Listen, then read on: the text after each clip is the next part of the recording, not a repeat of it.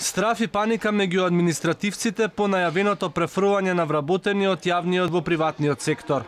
Отсуството на детали како би се одвивал целиот процес ги вознемери. Дел од нив велат дека се плашат од и сето ова на крајот ќе се сведе на политички реваншизам. Никој ништо ни нема кажано, вика дека ќе биде доброволно, ама не им верувам. И досега се соочуваме со притисоци, ама ова е капак на се. Сведочи вработен во јавниот сектор, кој плашејки се за своето работно место сака да остане анонимен. Од синдикатот пак велат дека добиле уверување од надлежните од и целиот процес ќе се одвива безболно, но не знаат ни како, ни кога.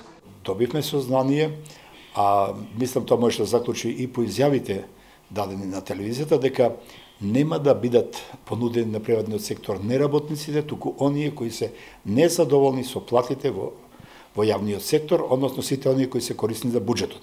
Со тоа што се предвидува, според зборовите на министерот, да се бара некаква гаранција од приватникот, да нема помала плата.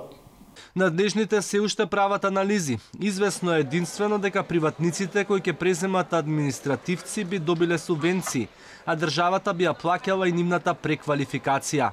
Но паралелно со ваквите најави продолжува полнењето на јавниот сектор. Само во моментов има објавено 30 огласи за пополнување на 100 работни позиции. Покрај десетината советници кои ги има, канцеларијата на премиерот повторно вработува. Бара референт за протокол, помлад соработник за координација на активности меѓу компании и институции, како и советник за нормативно-правни работи.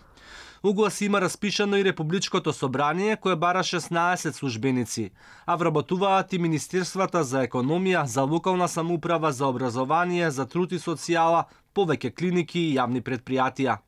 Новото јавно предпријатие АД Градски енергетски системи најави дека ќе земе кредит од 1 милион евра за да вработи 110 луѓе. Во последните 2 години јавниот сектор се зголемил за 8300 вработени.